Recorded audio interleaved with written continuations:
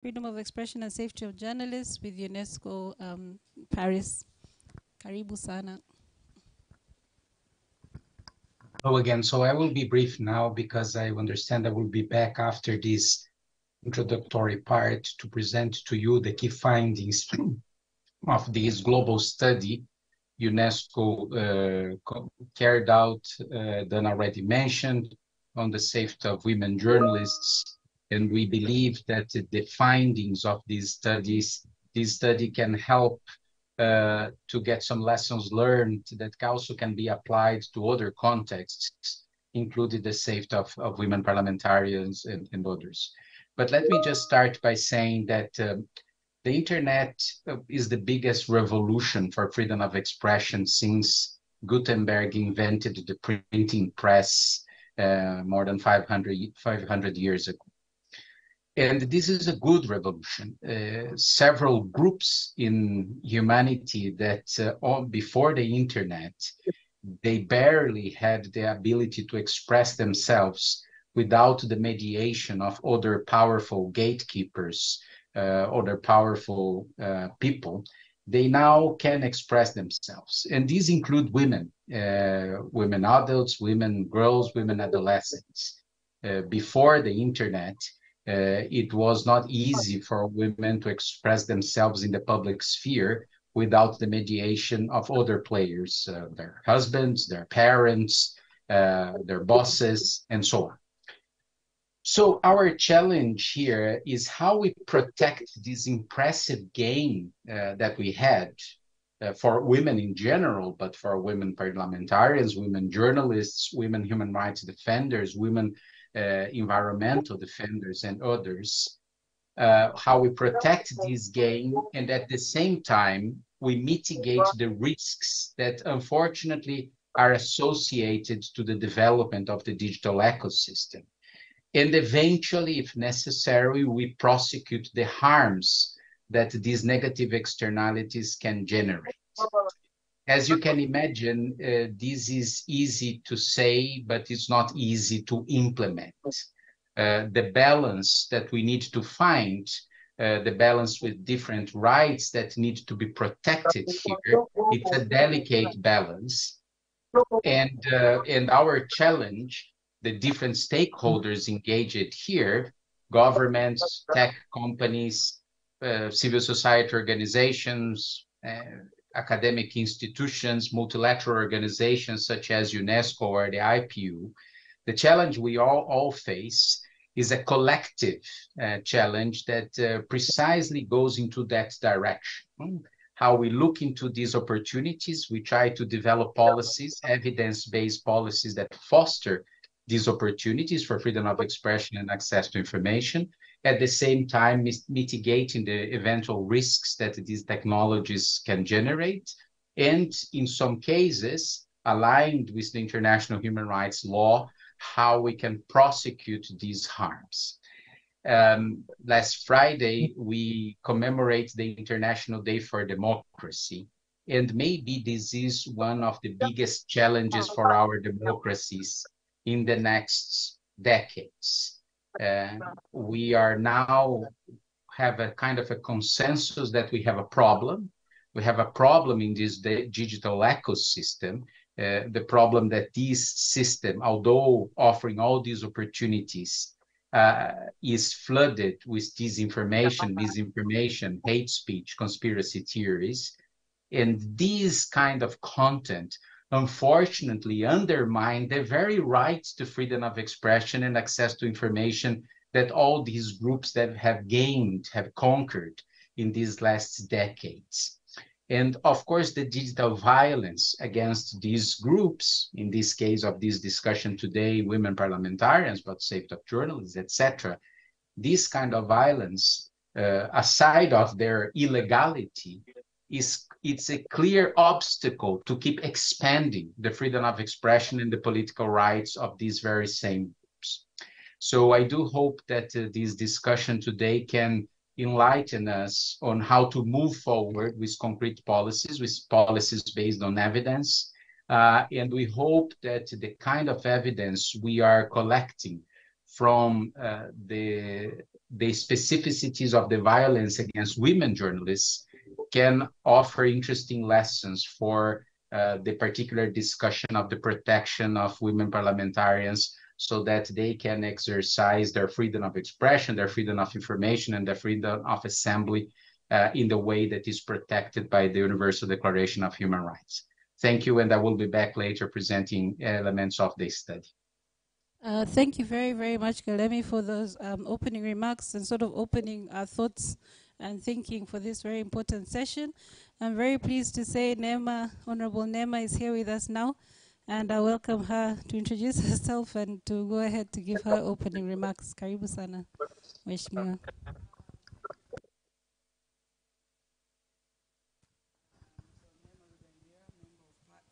I'm Nema Lugangira, Member of Parliament in Tanzania. Sorry, Nema, we can't hear you from online. We need to improve the sound coming from the floor. And I believe that somebody that is online has their microphone on and is creating some sort of background noise. So if the moderators, the technical moderators, can just mute all participants that aren't speaking. Thank you. This might be better. Hi, can you hear me now? Yes, please. Okay, so as introduced, I'm Nema Lugangira, Member of Parliament in Tanzania. Special thanks to UNESCO for accepting to support us to have this important dialogue to discuss online violence against women in politics. Also special thanks to having Gerson Msigwa here, government spokesperson, and my colleagues, my fellow members of parliament, who are here physically from Tanzania and others online.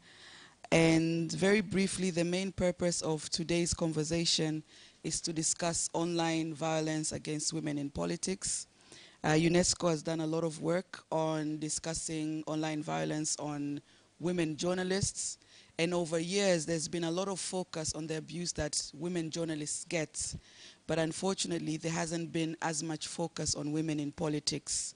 So myself being a female parliamentarian, but also one who tries to be active online and having experienced different levels of online abuse, and also seeing the representation of my colleagues, my fellow women parliamentarians online is much lower, and I think it needs to be higher if we are to discuss issues of development, give women visibility. We need to have more women in politics online.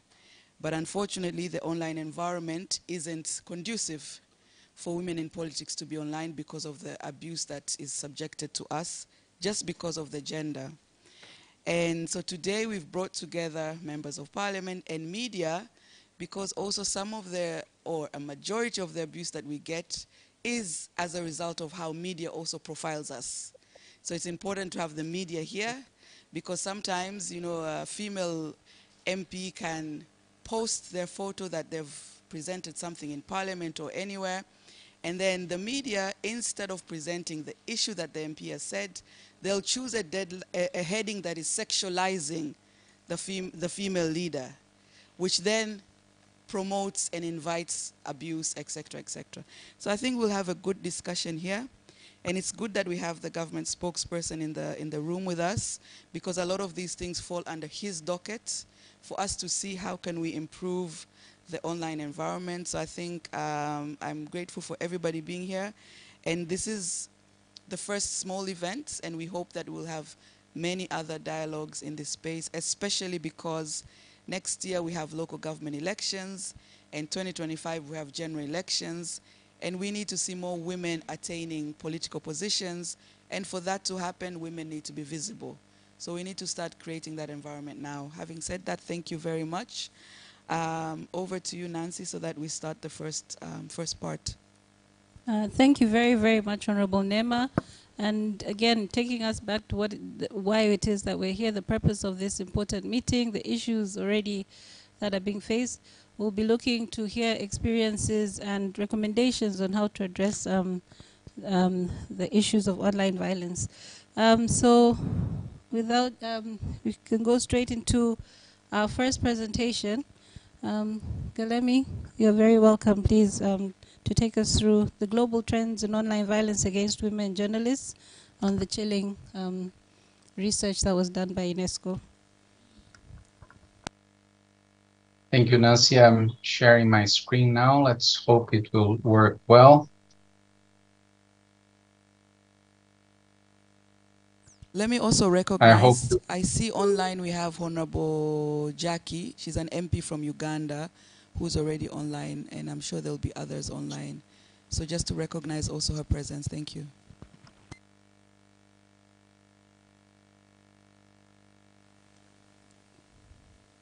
I hope you all can see this presentation. So as we have been discussing in this introduction, the idea is really to have a dialogue about this very complex issue. But of course, since the development of policies that are evidence-based is an endeavor that requires resources to produce relevant data or the evidence we need for further developing these policies, we thought that it would be an important element to have a comparison point. And this is what I'm going to try to do here very briefly. So presenting the results of this research that focused on the online violence against women journalists. And that is called The Chilling, a global study of online violence against women journalists. So the important thing about this study is that it really collects data from all the regions of the world, participants, respondents from 125 countries joined this call of UNESCO to participate in this research. But aside these quantitative data that I will use to underline, to use some trends, some statistics that unfortunately are very dramatic, we also developed the key recommendations and the analysis based in a huge amount of in-depth interviews, again, from women journalists from all over the world, all regions. And we also based these in 15 country case studies and 2 big data case studies that are related to the online violence that was perpetrated against 2 very famous journalists, Maria Ressa from Philippines, Nobel Peace Prize laureate, and Carol Kadawar, a journalist from The Guardian, that, among other things, revealed the Cambridge Analytica scandal that is kind of a tipping point in understanding the negative externalities that the misuse of the digital platforms can generate. So to understand the key findings of this study, first finding, 3/4, 73% of the women journalists surveyed told us they have experienced online violence. So it's a huge number. It's a global problem. It's not about one particular country. It's not about one particular region. Unfortunately, it's spread everywhere. And therefore is a phenomenon that we need to understand as a global phenomenon, although it might have local characteristics, particular contexts, depending on the region. But the point is, online violence against women journalists is not a localized violence in a particular country or in a particular region.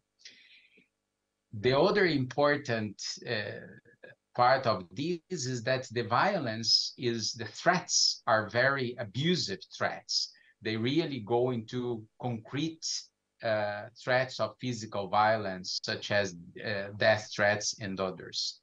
And what is more scary is that 20% of those who reported to have experienced online violence also told us that those threats materialized in the analog world. They were actually attacked in a way or another outside of the digital space. And the impacts, they are serious. So 26% of these women journalists have reported mental health impacts. 30% have reported that they self-censor themselves as a result. And as you can see, this is a collective problem. It's a problem for them, for these women journalists, but is also a problem for the entire right of the society to be informed.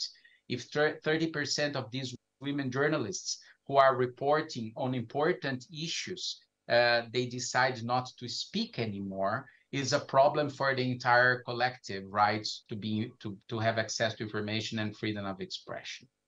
And 20% reported experience, as I said, attacks outside of the offline world, the online world, based on these online threats.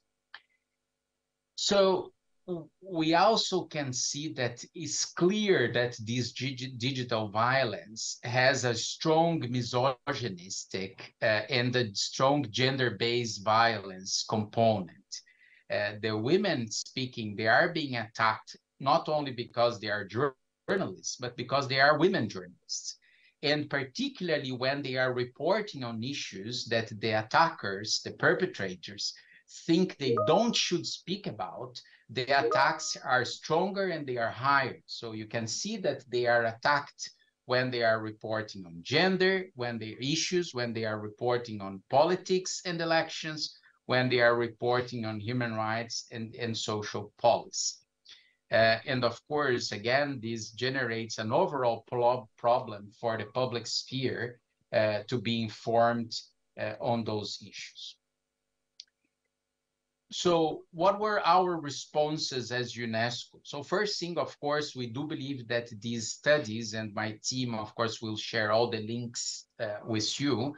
These studies, the first thing they offer, consistent, comprehensive, in-depth evidence, both quantitative and qualitative, that can help to develop policies not only for the protection of women journalists online, but maybe of other public figures, female figures, that can draw lessons from what we have researched and surveyed through these children.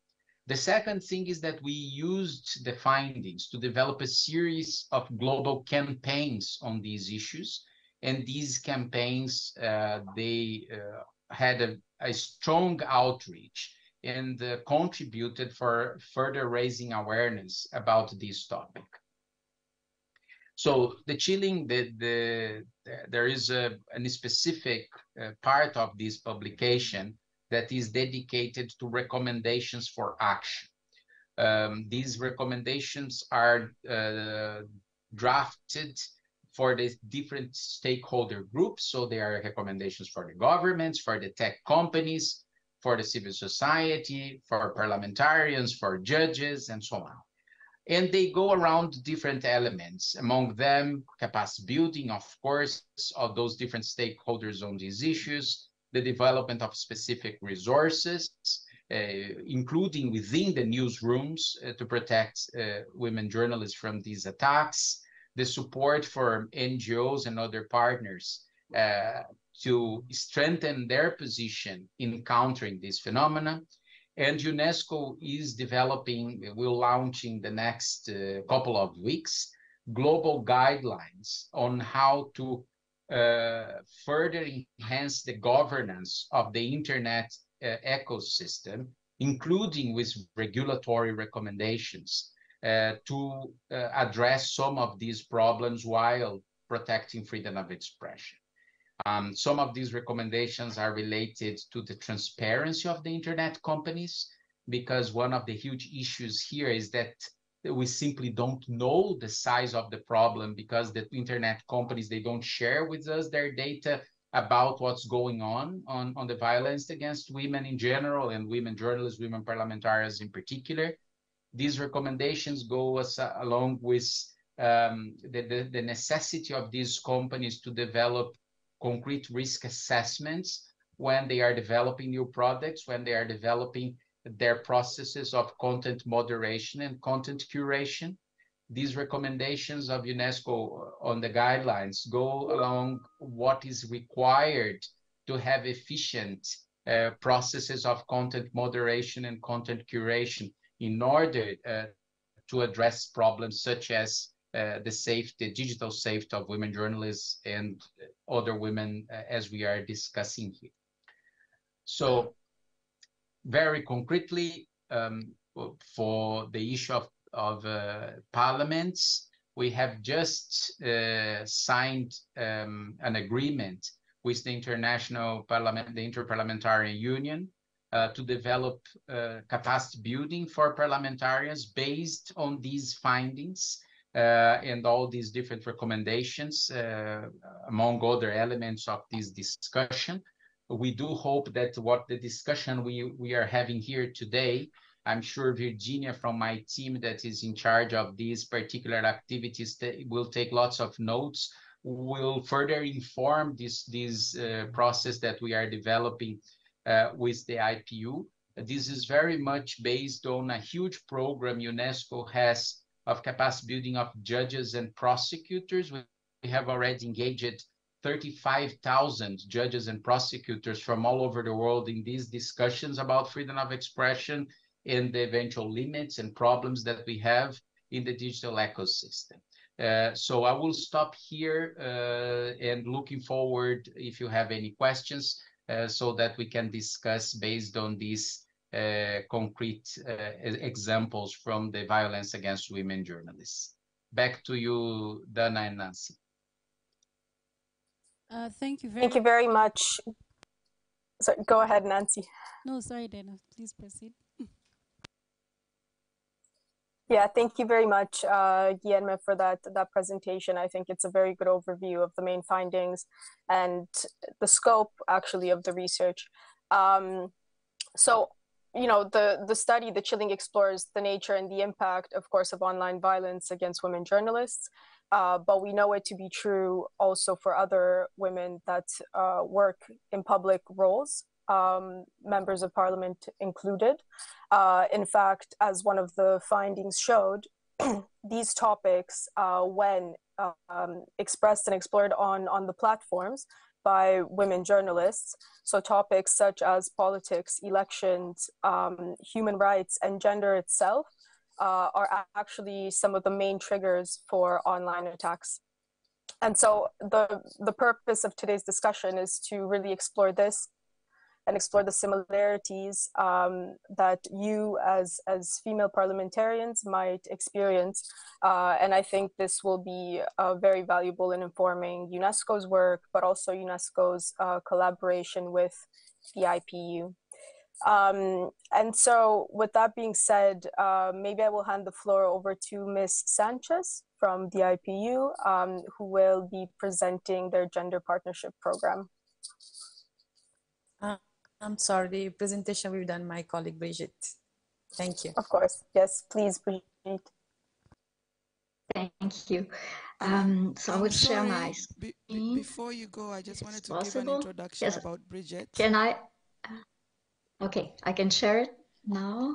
Yeah, you can share, but just a minute. I want to share with my colleagues here why the IPU and how you've come into place. So the IPU is the International Parliamentary Union. So it brings together all parliamentarians from across the world. And we felt that when we approached UNESCO, we felt that it's important. We hear the UNESCO study, but also the IPU has done studies in this area. So if you also hear from the IPU, we can see the links between online violence on women in journalists and online violence on women in politics. And then maybe it can help, instead of media to work on their own, women in media to work on their own, and women in politics to work on our own, we can actually work together because our issues are related. So I think this presentation will also shed that light. But I also wanted to recognize Honorable Susan Dosi from Malawi, Member of Parliament from Malawi, who's also on the call. Over to you, Brigitte. Thank you very much for this introduction. And of course, yes, there's many links to be done between the violence experienced by journalists and by women journalists and women in parliament and in politics in general. And maybe just to begin, what is the issue is really to focus on all acts on violence against women in politics, but including in politics and public life, women that are journalists, candidate to an election, parliamentarians, and even staff working in politics, and advocates also are also targets. So targets of all acts of violence directed against women in politics or in parliament because of their gender, and this was emphasized by Honorable Nima.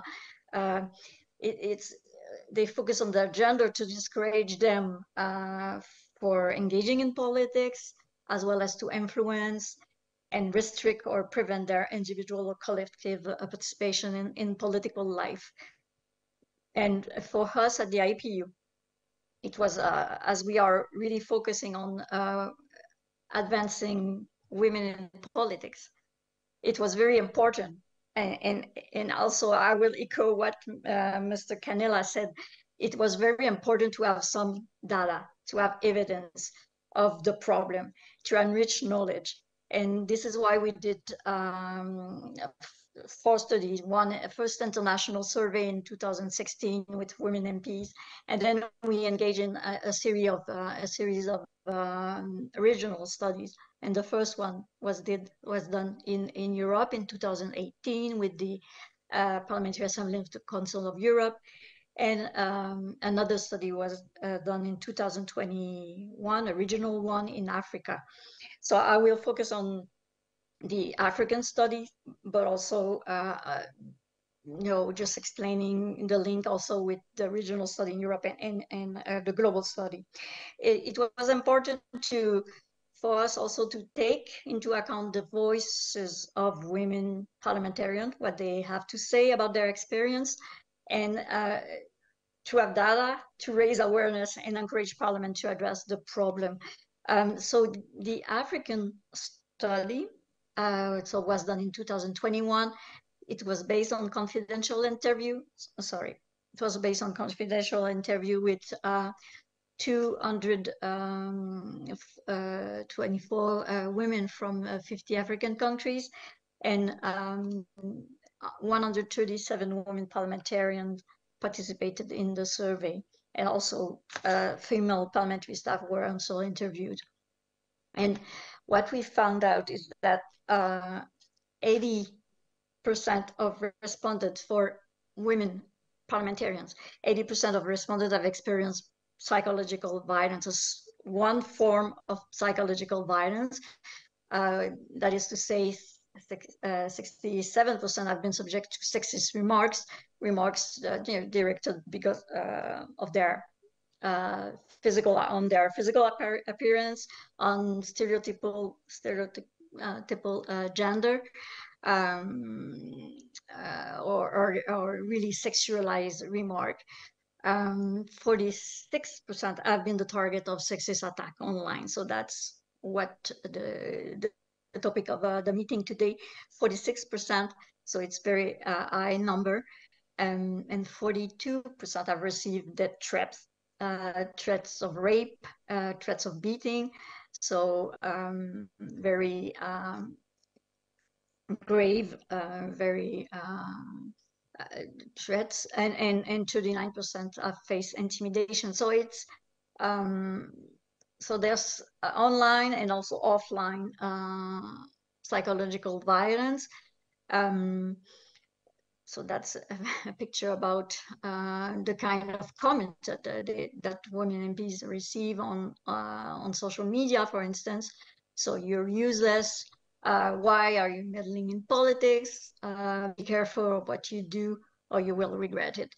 Also, there's 39% of experienced sexual violence. And it's very high percentage of 40% of women MPs have been sexually harassed during their work in Parliament or online or in the public life. 23% have experienced physical violence, and 29% have been exposed to economic violence. So these data, these numbers are really high, but we can compare them also with the other. So if we compare the three studies, we see that psychological violence is high, is above 80% in the three studies. It was particularly high in Europe, and because of online violence, which is very, very high in Europe for women MPs. I think it was at 52% of the surveyed that have faced online violence in Europe. The level of physical and economic violence is quite similar at the one that we uncovered in the global study. And sexual violence was higher in Africa compared to Europe and in the world. If we look at the perpetrator, there's two categories of perpetrator. The male parliamentary colleagues are the primary perpetrators, especially when we look at sexist comment and also sexual harassment, but also the general public or anonymous people are also important perpetrators for online sexist attacks. For instance, 44% of online sexist attacks can be attributed to members of the public, anonymous people. Same thing about threats. Threats are made by citizens, militant groups, terrorist groups, and also anonymous people. One important thing that we discovered also with our study is the multiple and intersecting forms of discrimination. So we can, the studies I've showed and the African study were very clear about this, that women parliamentarians living with disabilities or young women parliamentarians under 40 years of age, unmarried women or women from minority groups were more targeted by violence. The level of violence that they are subjected to is higher. Also, women parliamentarians from the political opposition in the countries, and also, and same thing as that was discovered with the UNESCO study on for journalists, women parliamentarians who speak out in support of women's rights and equality between men and women, and other sensible issues like refugees or migration, or are more targeted by violence. The level of the level of reporting of this violence is very low in all of our studies.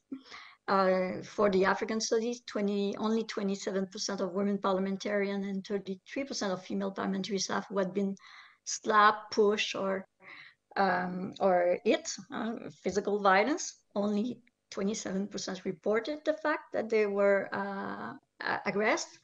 And when we look at sexual harassment, it's only 7% of women parliamentarians and 13% of female parliamentary staff who have been sexually harassed that reported it.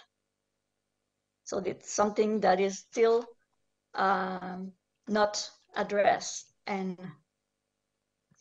the effect is there. Very very important effects. It undermines the dignity and human rights of women parliamentarians and parliamentary staff, affect their psychological and physical health, and it perpetrates gender inequality. Of course, it created a hostile, degrading, abusive work environment, and it undermined women's participation, visibility, and influence in politics. For us at IPU, this is really a problem, because also it can discourage young women to come into politics and result in in the loss of talented and dedicated women parliamentarian or employee in this in the political world. and undermine the idea of having a representative and inclusive parliament. If there's less women in politics, the parliament is not a gender responsive and inclusive parliament for us. So that's why we really now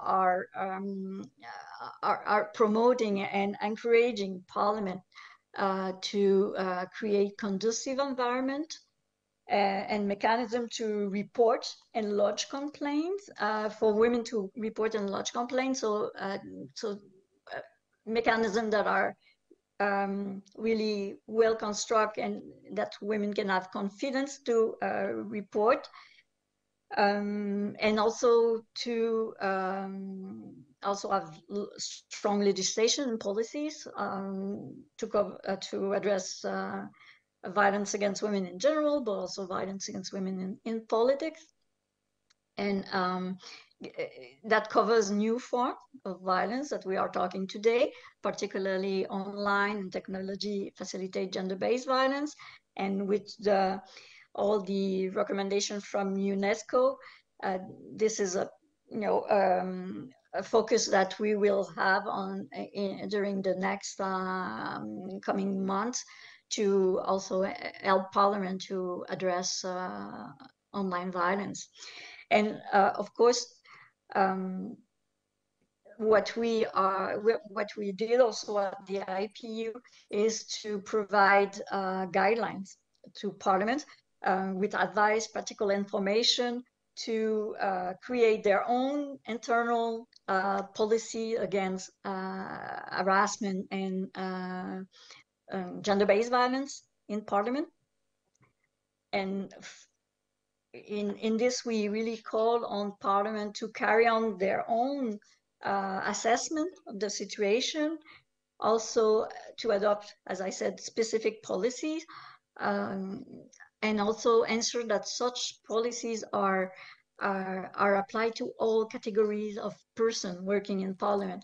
We have seen that in Parliament sometimes there's some policies against sexual harassment that apply to the staff, but not to the MPs. And also there's not a lot of policies also to help MPs dealing with threats or online violence that they can face. So this is something that we work with Parliament to improve, provide assistance and support to support service to victims, and provide independent complaint mechanism when there's internal violence, and disciplinary sanctions also. Of course, raise awareness, run training. It's a must to make sure that people know what we are talking about, that women can report also, and not accept the violence as something that is part of politics and something that they must deal with without saying anything. Other thing that we are promoting is to increase also the number of women in Parliament and solidarity among them through the caucuses of women parliamentarians, engage also male parliamentarians, make sure that the problem is the business of everyone, men and women. And we know that male parliamentarians are also targeted by online violence more and more. But it's not at the same way, and not as much as women MPs that are targeted on their gender in particular, and partners with civil society organization, of course, to raise awareness to the value of having women in politics, to the value of having women journalists, and the detrimental impact of violence for democracy and for our societies. So I'll stop here, and thank you very much. And thank you very much, IPU. So we've now received presentation from UNESCO and from the IPU, and I think we have about 45 minutes of discussion. So to start off, I think it will be good for UNESCO and IPU to get reflections from the members of parliament who have joined this meeting. And we'll start off with our online colleagues. So if I can welcome Honorable Jackie, Member of Parliament from Uganda. You can unmute and introduce yourself and just share your reflection on what has been discussed and your experiences, your guidance, etc. You're welcome, Honorable Jackie.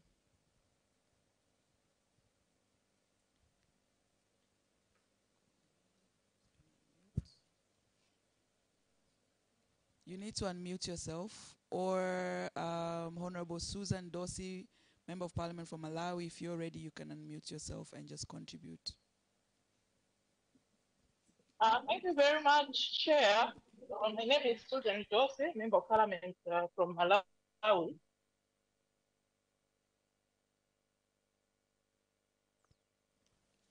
We can't hear you, Honorable Susan.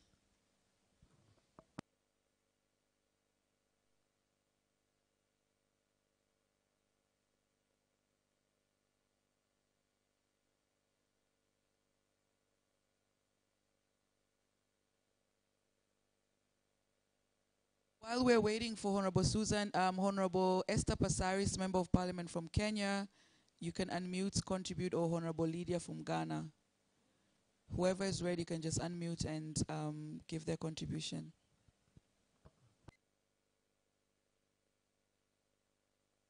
Or Honorable Jackie from Uganda. Good morning, everyone. I'm Honorable Lydia from Ghana, a member of Parliament and a member of APNIC.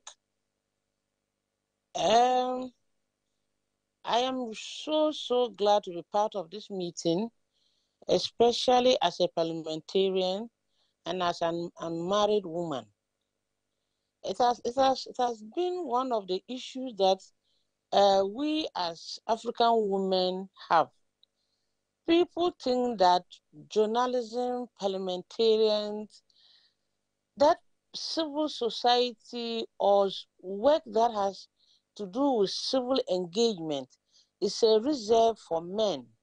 And when a woman is trying, or woman come into such an organization or such engagement, it's the stereotyping is so much that if you are not well positioned or you are not psychologically positioned, you are likely to be dissuaded from these online attacks, physical attacks, and even physical present or physically present sexual comments.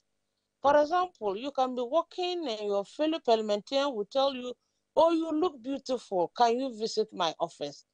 Oh, you look nice. Can you visit my office? Can we have a dinner together?" And all of a sudden, you know what is inside the person's mind.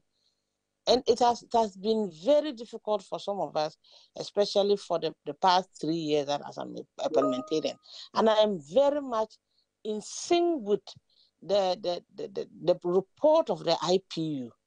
I believe that we as female parliamentarians, female journalists, and civil society should help us to fight this menace or this canker that is in the African society. Thank you very much. Thank you very much, Honorable Lydia. Honorable Jackie from Uganda, you're welcome. You can unmute yourself and give your contribution.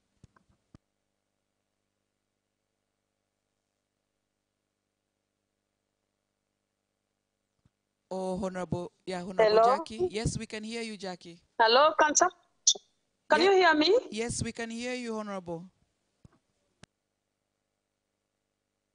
Oh, thank you so much. I'm sorry, we just have heavy rains here in Kampala, and it's really disruptive also to the internet, even when we are talking about internet governance.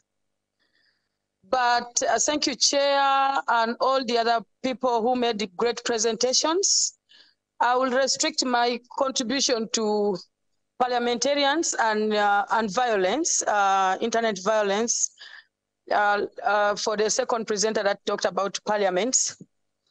I would like to give a simple experience of myself, because I joined parliament when I was 23, 20, also to avoid, for them to avoid to be disrupted when they are communicating. Yeah. Thank you so much, Honorable Jackie. Honorable Esther Passaris from Kenya, you're welcome.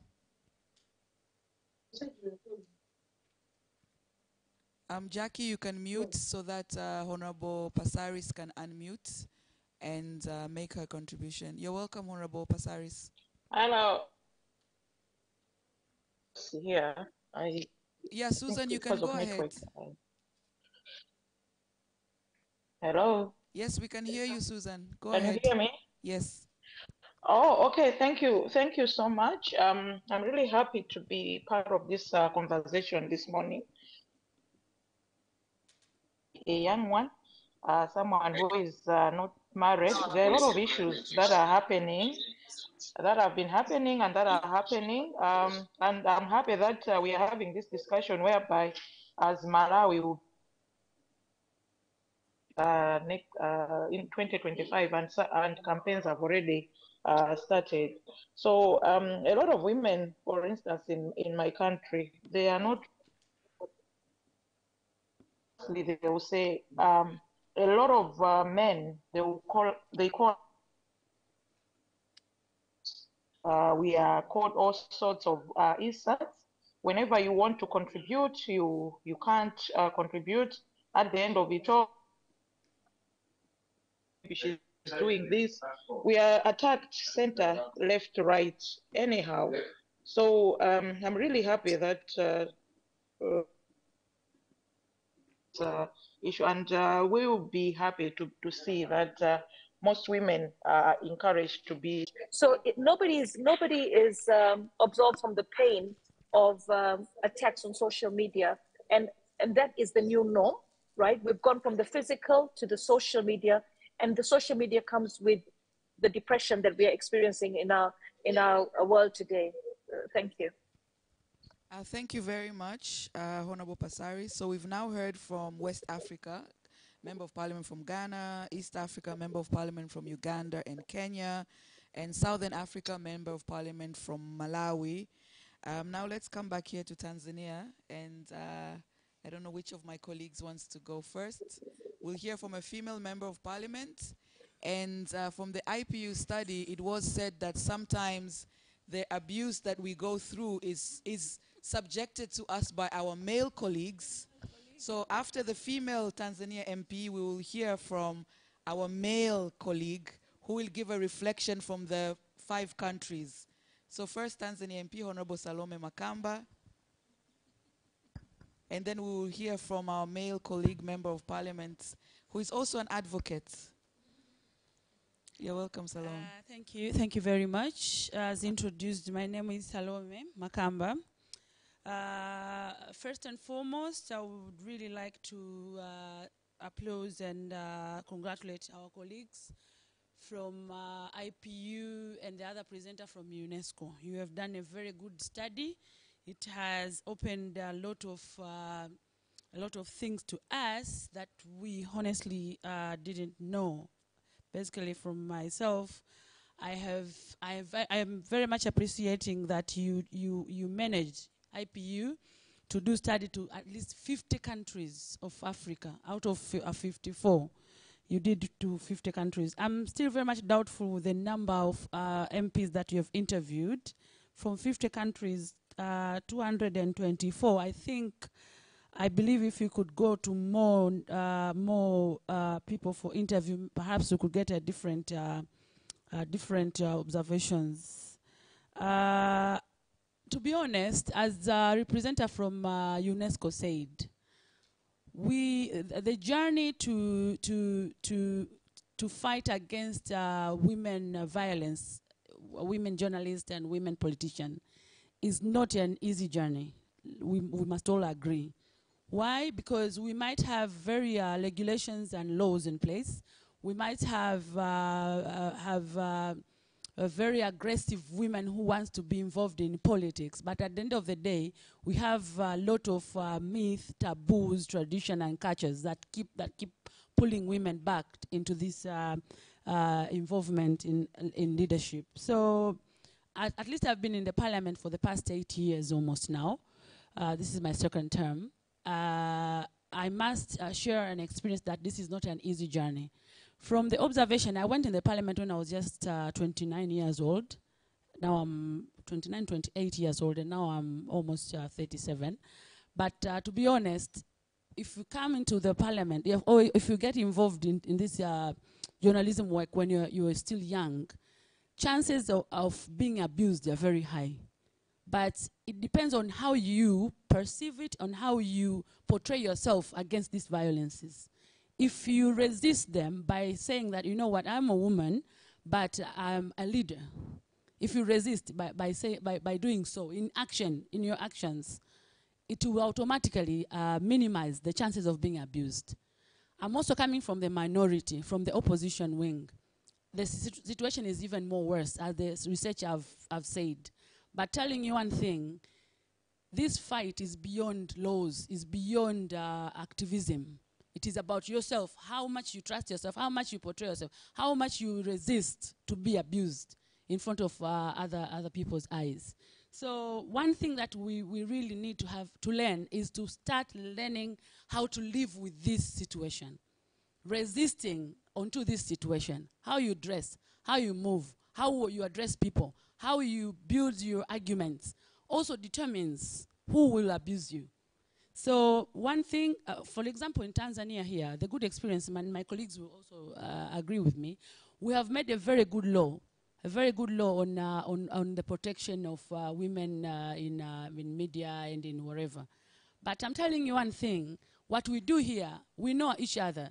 When I post my thing in the social media, my social media accounts, somebody if attacks me, we in the network, we attack him, or we attack her back. And that, regardless of which party you're coming from, regardless of how much relationship we have, when it comes to it's a women agenda, we support each other. So the same thing, I think, should be done to us, women from the journalism, women from the women who are doing politics. It's about supporting each other, but this thing is going to die very slowly. It's an old habit which will die so hard. Since we have government representatives in the house, in the room, it is my sincere request to you. Actions are not taken, and it is not easy. If I report, I've seen there we have a grievance mechanism. You have suggested that we need to have an internal grievance mechanism in our institutions. The question is, who is going to punish who? Who is going to catch the rat? When I report, how safe am I? Sometimes people who abuse us are people who they're holding they're holding the power to determine the future of my politics.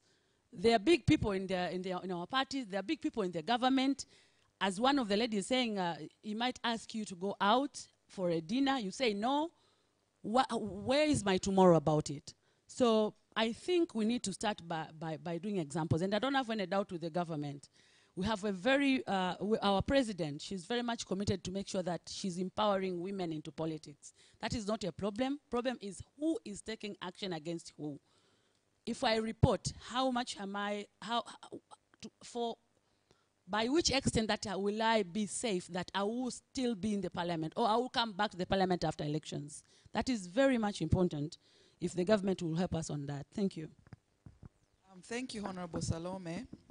And you've raised also good points.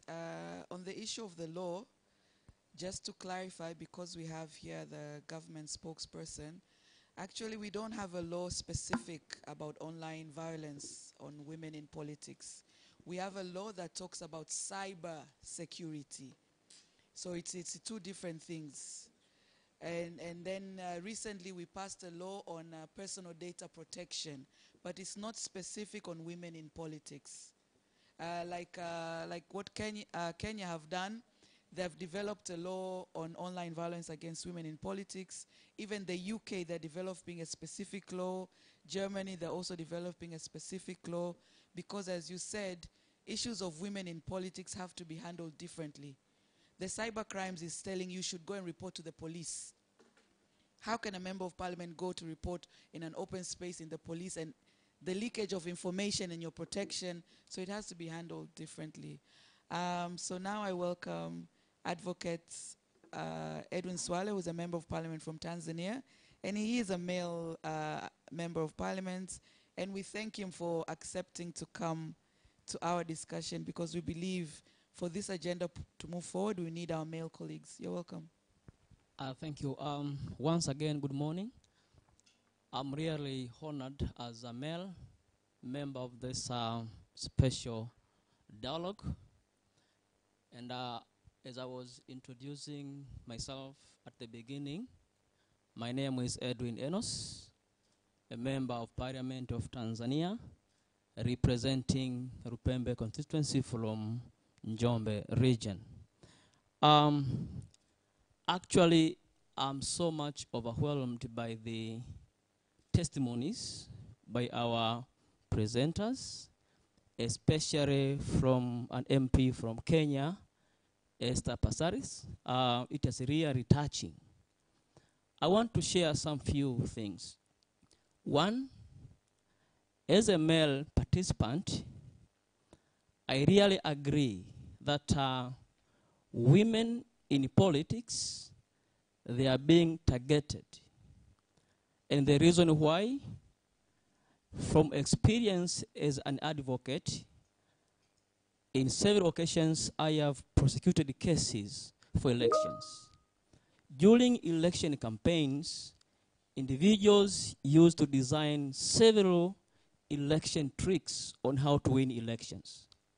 You can find there are some individuals who can maneuver religious campaigns to discriminate some individuals. They can also maneuver some tribal discriminations. Now, when it comes to women, some male politicians tend to maneuver discriminations on women appearances, on women false informations, on women falsified issues like prostitute and so forth. Now, indeed, as what has been presented by our colleagues, if robust steps are not taken to protect women to engage in the process of decision making, including political positions, there is likelihood that women participation will keep decreasing. Now, what can be done?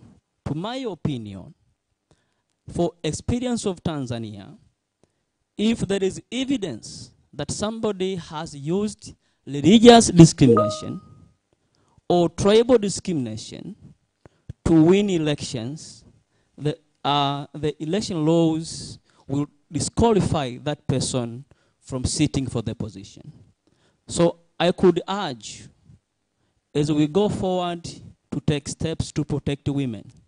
There is a need in Tanzania also to have reforms in our laws. When somebody is using discrimination or attack against women, that should be taken seriously as a disqualification for that man to take that position. If we go that way, probably, men could be now fearing to attack women personally. That's one.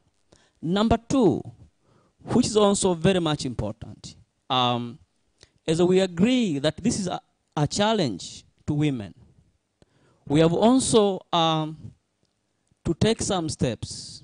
We have to teach our young women and women involved in politics that while we take all these steps, as other members said, but when you think about a violence, you become afraid.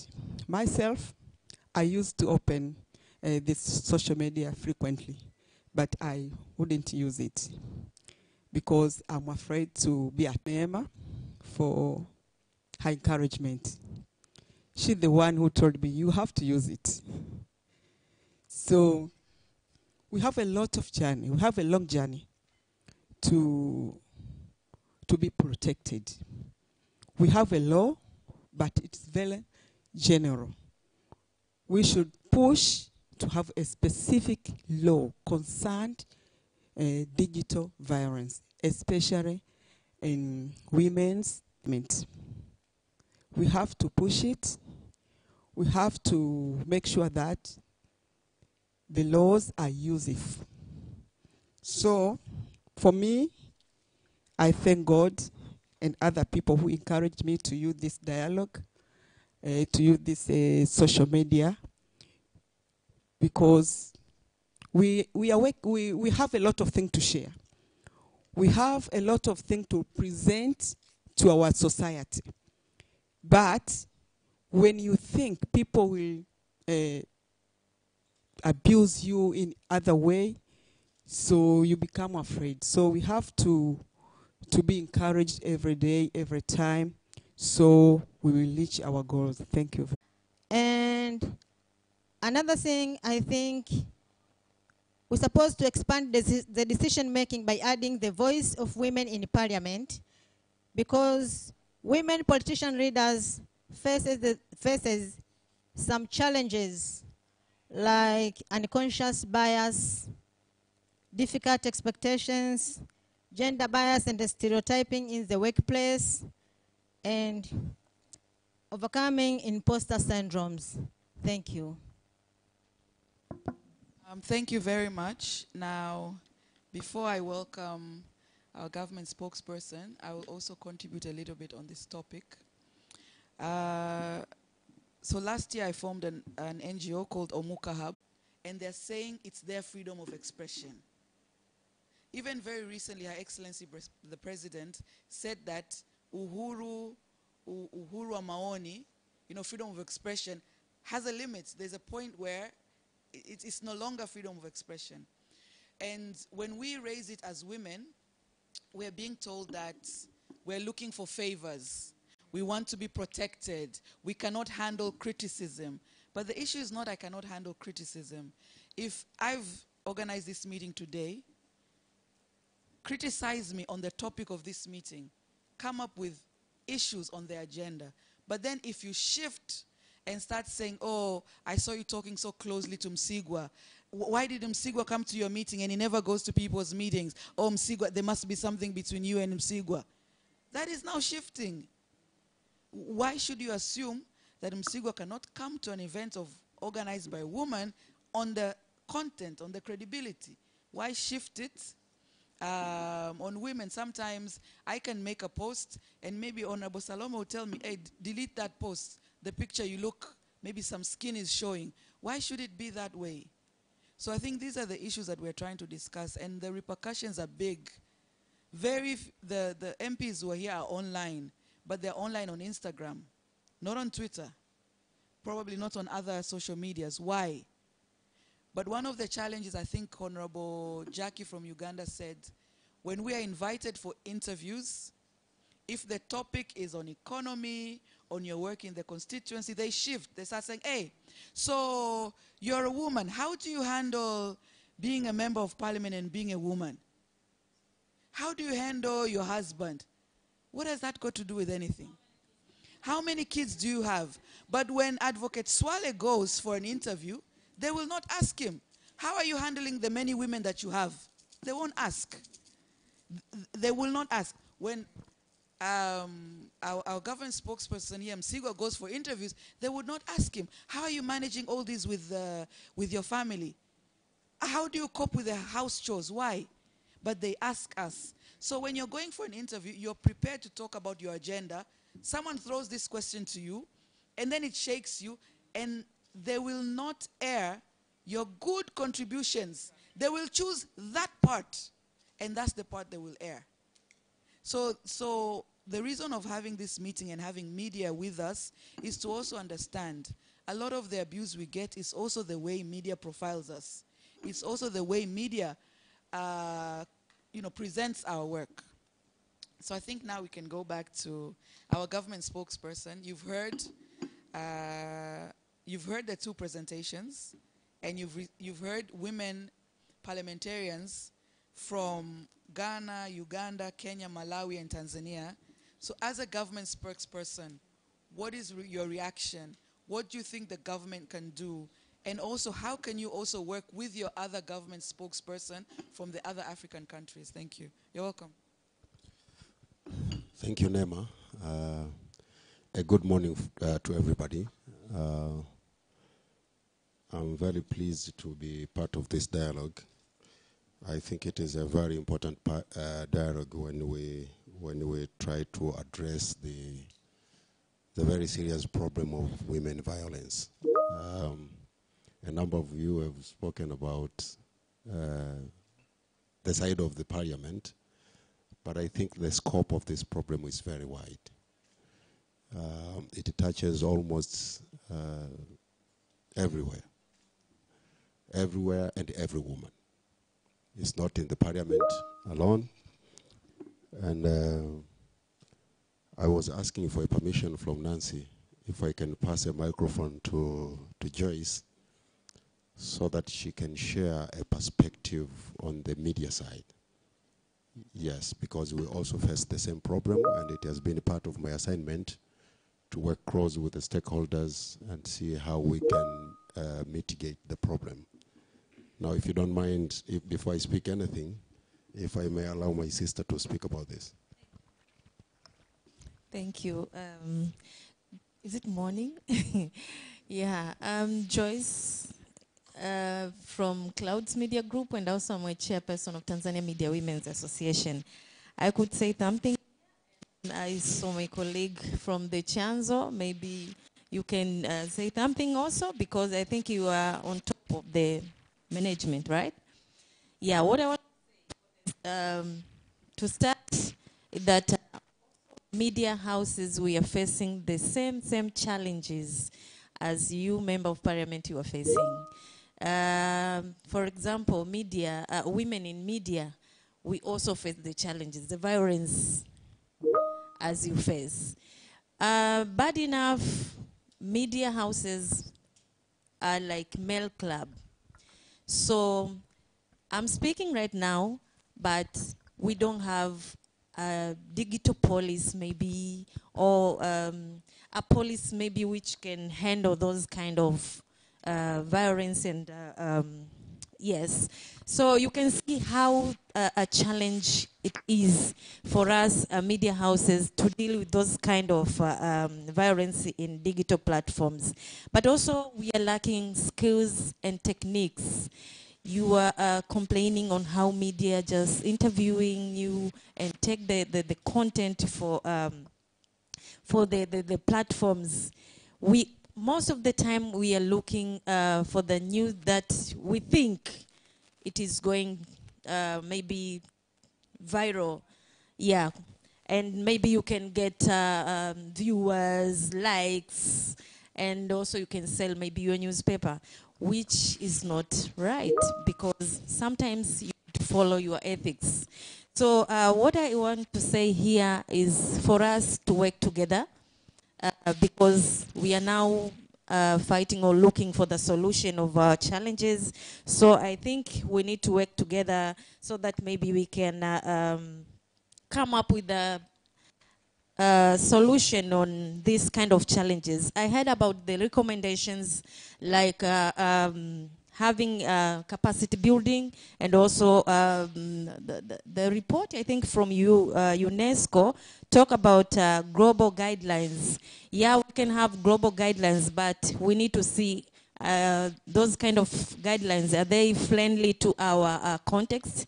So we need to take them and contextualize to our Tanzanian life, because this kind of digital thing is something new. Even male, they're using it maybe sometimes without even knowing that they are violencing someone, or they are just doing it wrongly. So we need also to have those guidelines and help each other to get this kind of knowledge on how to use it proper and for the sake of our communities.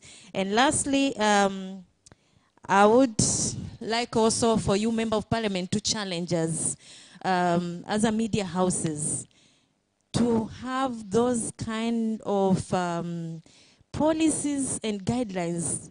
We are going for elections next year and 2025. So if we are going to use these social media platforms in a way that we are going maybe to harm some people, that is not profession. So maybe we can start talking now. We need to have those kind of proper on how to report those kind of stories, especially during the elections. Yeah, thank you. Hello. Thank you so much, Joyce. I knew Joyce would preempt my talking notes, and that's what she did actually. So before I make my other contribution, first I would like to commend the good job that is done by IPU and UNESCO, and of course the research. These findings to me are very important. They will be part of my very important reference when I collaborate with the stakeholders on how we can come up with the solutions to handle this matter. But as I was asked by Nema, what is the government doing?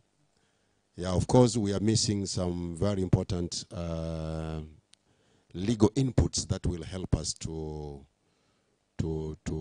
mitigate the women violence, but we have some few efforts that are done in the government, by the government, and the good thing is our president has been a #1 champion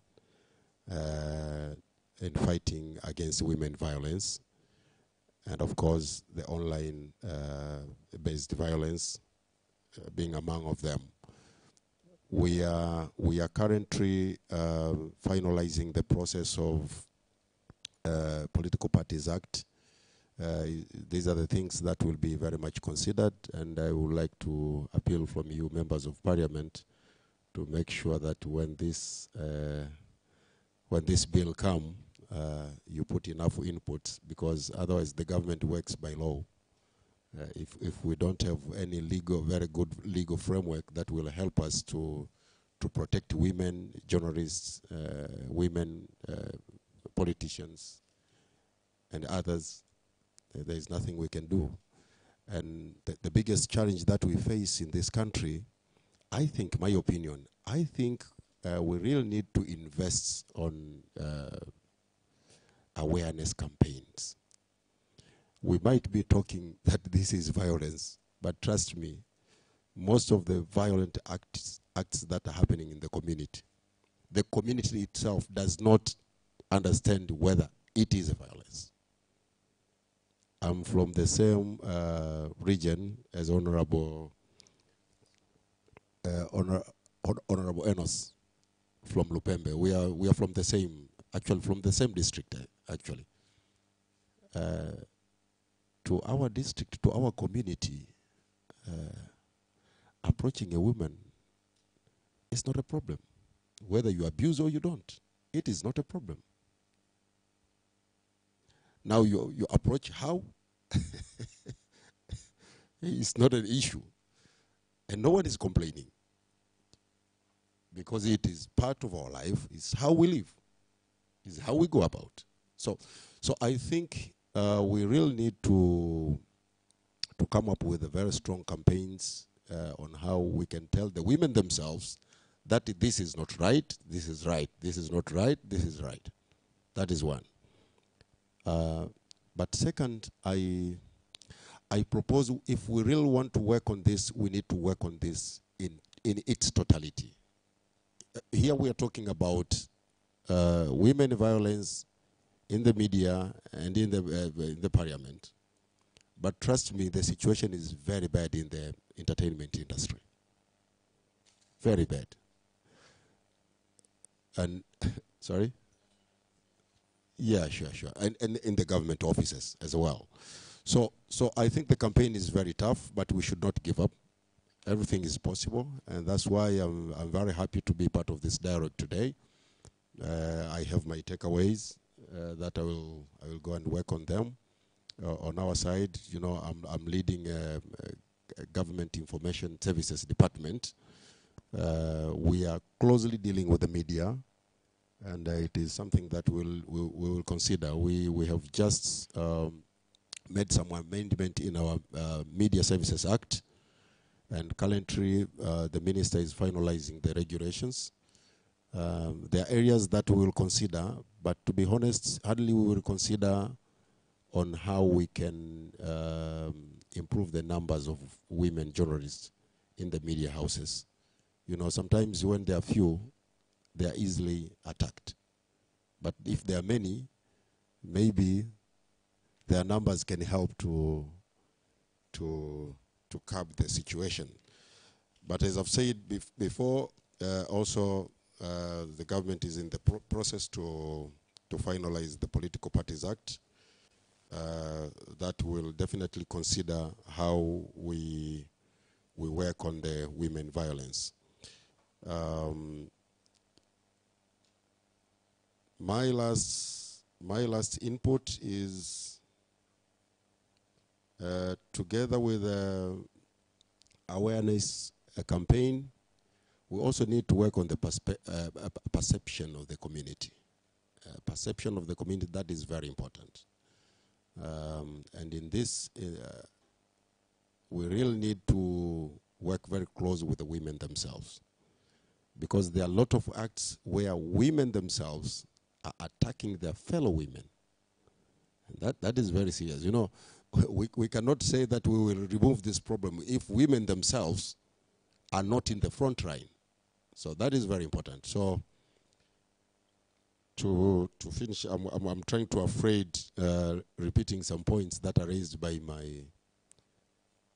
my colleagues before. My pledge is we will work together with the stakeholders, with the UNESCO, very closely. Thank you so much, Nancy. We have been together, and I know that we are in the process to implement the project about media and SDGs.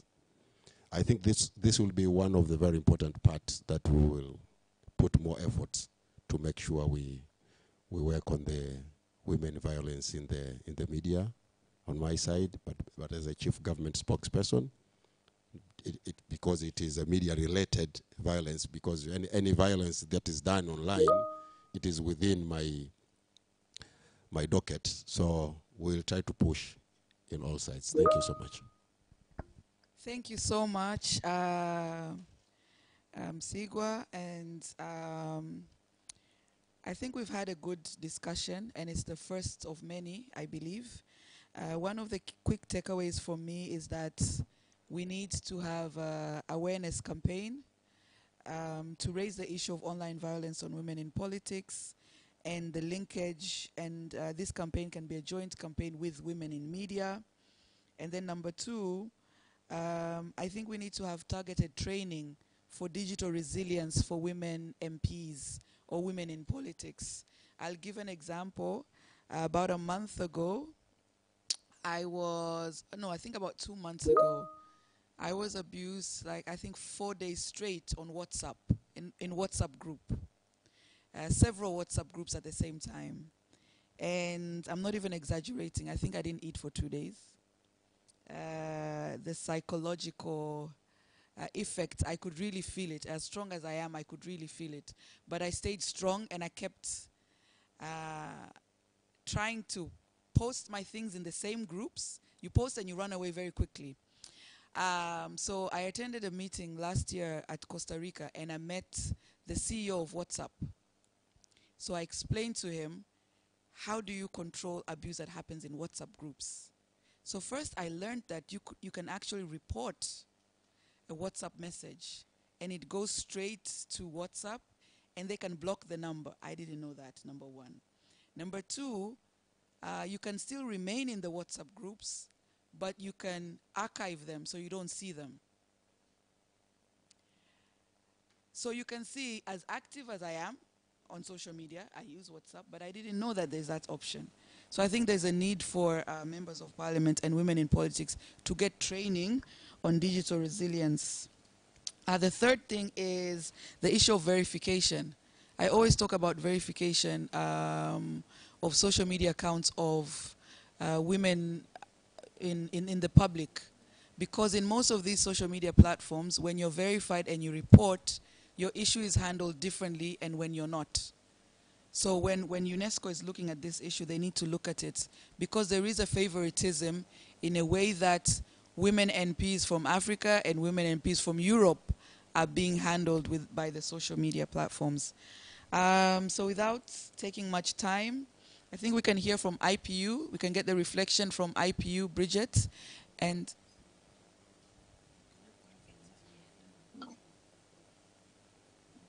thank you very much. Sorry, Bridget. I've just been told that UNESCO is going to be leaving, I think, in a few minutes. So we start with UNESCO's reflection and way forward. And then we'll come back to you, Bridget, from IPU, and then we'll conclude. Thank you. Hello, everyone. I'm really sorry I need to leave in 1 minute because I have another meeting coming. I think it was fascinating. Not only myself, but my team learned a lot with the comments, the reflections. Let me maybe underline 3 takeaways from my side. The first important thing we need to really pay attention is that the digital ecosystem is like a gigantic house of cards. And you can think as many cards that you can put in your imagination about this house of cards. And the difficulty of dealing with the problems we are discussing here is that when we are taking one card out of this castle, the entire digital ecosystem can go down. And this is not what we want, because this digital ecosystem is also important to protect, as I said in the beginning, these very same rights we are discussing here. So we need first takeaway, of course, we need to address these issues. We need to address them urgently, but we need to understand that addressing them require a comprehensive approach, looking into the balance with the other rights that are at stake and what are the most efficient policies to do that. As I said, unfortunately, this is easy to say, but it's not easy to implement.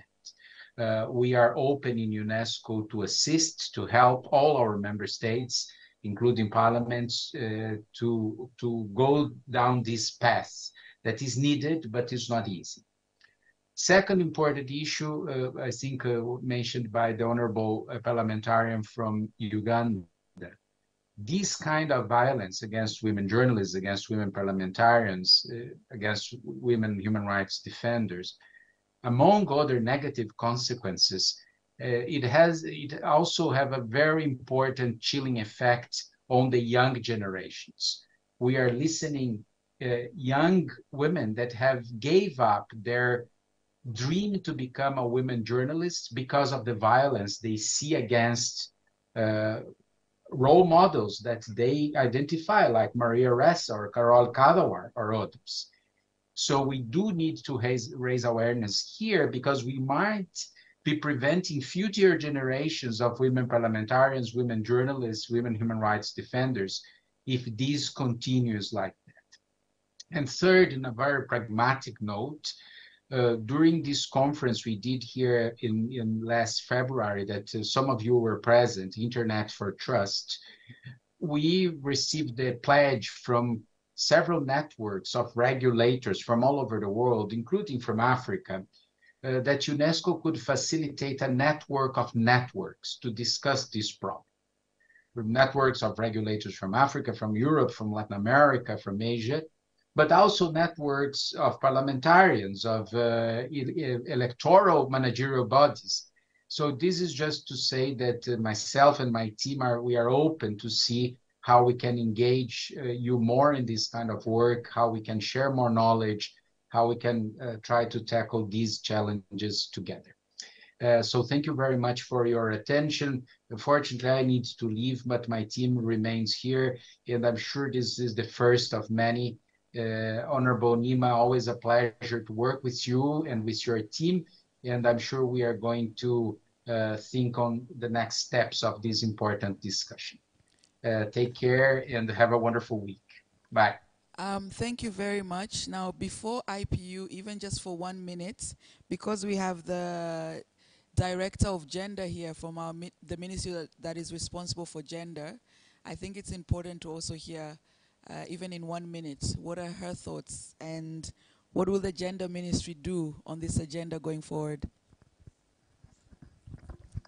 Thank you very much, Honorable Nema.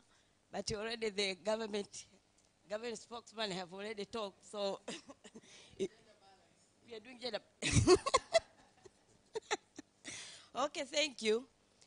To me, I would thank also the UNESCO and the study at all. I think this study will be good for us as the ministry.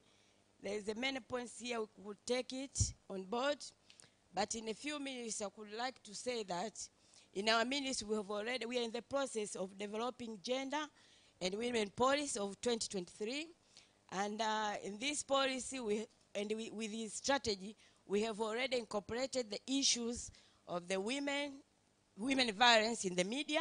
So when this policy will be already, at least we will be take on board the issue of the women violence in the media. So this will cover both the women journalists and the women politicians and the other women leaders. At least. Thank you very much. So we can now go to IPU and then we'll close our meeting. Thank you very much. It's amazing. A lot has been said. There was the rich testimonies from all the honorable MPs and from also other participants. Maybe I would just like to conclude saying there was this need for awareness and action, but at many levels, and the diversity. It has to be done at the same time at the individual level, as many participants said. There should be awareness and also digital training for women that are targeted by online violence, but also all form of violence against women, and need of solidarity also. So of all of women MPs, among them, with civil society and with men MPs. And it's important because I guess men and women parliamentarians are both targeted by online violence, even though women are targeted a different way, as I said, with the gender-based dimension. But there should be a solidarity and no tolerance about any form of violence, and then an environment, a political environment, public environment that is demonstrate also no tolerance for any kind of violence, online violence. And this we will need more legislation and policies, internal policies for political parties, that was said, for the media also, so they cannot participate in this online violence, but raise awareness against it. And inside Parliament, and Parliament has to also improve their gender sensitivity and support MPs, and in particular women MPs facing these kind of violence. So I will be very happy to share my presentation and also all the IPU studies that we did on violence against women in politics, and also the guidelines for Parliament against harassment and gender-based violence in Parliament. And look forward to work with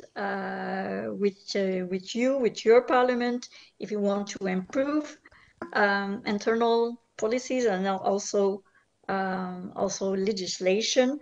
We will be very happy to work with UNESCO and parliaments to help you also to strengthen your legislation on response to for social media also, as you say, to also to make sure that there's a regulation so that social media can show accountability and duty of care, transparency, and put in place also social media could be more put more visibility on the mechanism that they put in place to report and punish also online violence. So thank you very much for this opportunity, and we look forward to staying in touch with all of you. Thank you. Thank you very much to all of you. And since we're now concluding, I would just like to conclude with 2 remarks. One, thank you everybody for being part of this, and we look forward to collaborating and taking what we discussed today into tangible actions. But 2 is to my colleagues, members of parliament from Ghana, Uganda, Malawi, and Kenya, and also to the IPU. Our speaker, Right Honorable Dr. Tulia Ackson, is vying to become the IPU president. And God willing, if she succeeds and becomes the IPU president, and being that she's a female and one of the female leaders who is empowering us, I believe the agendas that we're speaking of today we'll have the best partner. So we, on behalf of Tanzania here, we wish her all the best, and we ask for votes for her from the different partners. Thank you very much, and have a good day, everyone. Asante. So with that said, unless there's anything from headquarters, Dana? Yeah, just a final remark I left in the chat, which people and presidents won't see, I guess, some resources and links. So hopefully those are useful to you. And thank you also from my side for your very valuable sharing of experiences and recommendations for future action. And have a very good week. Thank you so much. Have a very good day, Honorable Susan, Honorable Pesaris, and Honorable Lydia, Jackie. Thank you so much for this. Obviously, if there's anything else you feel you might have missed or still need to share, you can still do it through Honorable Nema, and we'll be very happy to look into that and start working on it, like she said, into very concrete actions. So thank you so much to everyone, and have a very good day. Thank you. Good day. Thank you. And do have a very good week. Oh, and a very good week too. Thank you.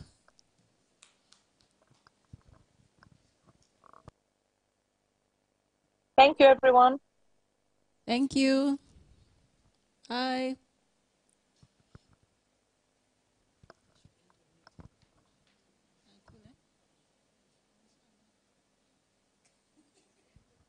Sasa sisi ndo meeting yetu ndio inaanza kwa Kiswahili.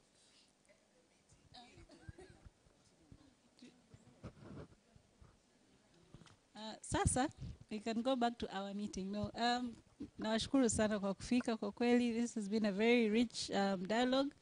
Tulisema tuongeze muda kidogo just in case there's anything we need to discuss kama wa Tanzania or for Tanzania. Tuone how we take this forward from this meeting. What are our own concrete actions? What do we feel we need to see baada ya discussion? How do we move forward? Kuna wengine walikaa kimya kabisa. So maybe this is also a time to for us kuchangia tuone kama Watanzania tunafanyaje on this issue and how we move forward. Nashukuru mwakilishi kutoka idara ya jinsia from the ministry, pia unaweza ukatuguide. We've done substantial work through them TAKUA, as I'm not sure how